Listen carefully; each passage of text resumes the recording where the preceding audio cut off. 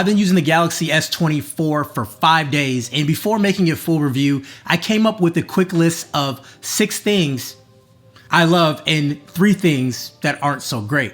So number 1, the build of the phone is fantastic. I did love the S23 build, but now when using the S24, the subtle changes make me feel like this phone is the best feeling phone in my hand for a big phone.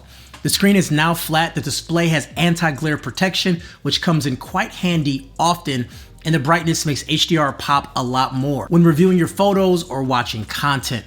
Also in direct sunlight, the brightness still pulls through. I love the titanium rails and how squared off the phone is. The bezels are also scary thin, and in the hand, it feels better than the iPhone to me, and the iPhone this year actually felt pretty good too. Here's another reason I like this device. AI just works great, and there are a few features that I absolutely love, just like transcribing my voice notes. And you know, it takes my crazy, borderline manic rambles and formats it for me in a way that makes sense and that I can send to other people. That's game changing.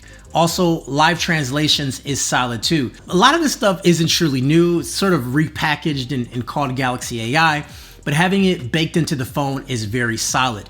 Also, translations for phone call is really good too. I ended up testing this with someone that speaks Spanish, and I did a simulation of ordering pizza, and they gave it an 8 out of 10 because it was able to translate everything pretty well, but when it came to the dollar amount, there was a little bit confusion. My pizza was now $300 instead of $30, but I'm sure those things can be worked out or some clarification could occur. We gotta talk about the camera enhancements. Now there are a few new camera modes that are improved. Now one thing that I love is that you can flip the camera in the middle of recording, which is one thing. You can also pause recordings and resume later, which is something that you could always do, but it's still worth an honorable mention. And also within Snapchat and Instagram, it can now access the full camera, so you get all the camera features baked into those apps. And that's a pretty big one for many people. What up, Max? We gotta talk about the smoothness. As someone who switches between phones often, this phone just feels more smooth than other phones right now. I looked into it a little bit more, and it looks like One UI 6.1 has smoothness and stability as added features. And what I found is when using 2 apps at once, or even using the picture-in-picture mode, the transitions are butter compared to how it was on the S23, which was kind of more snapping in place instead of like gracefully sliding into place. You know what I mean? And then we have lock screen widgets. I know, they stole it from Apple, but look, Apple steals so much from Android and Samsung, and as long as they're both stealing from each other's, the consumers win. And I'm winning with these lock screen widgets. I love them. To add them, go to your lock screen and press and hold under the clock. Now you'll see widgets with a plus sign next to them. Now you can add whatever widgets you want.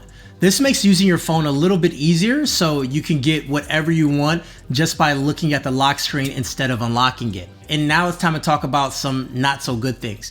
But before we get there, make sure you hit the subscribe button. I have a full review coming up very soon, and you don't want to miss it. This Galaxy AI is coming to other Galaxy devices, so it's not unique here.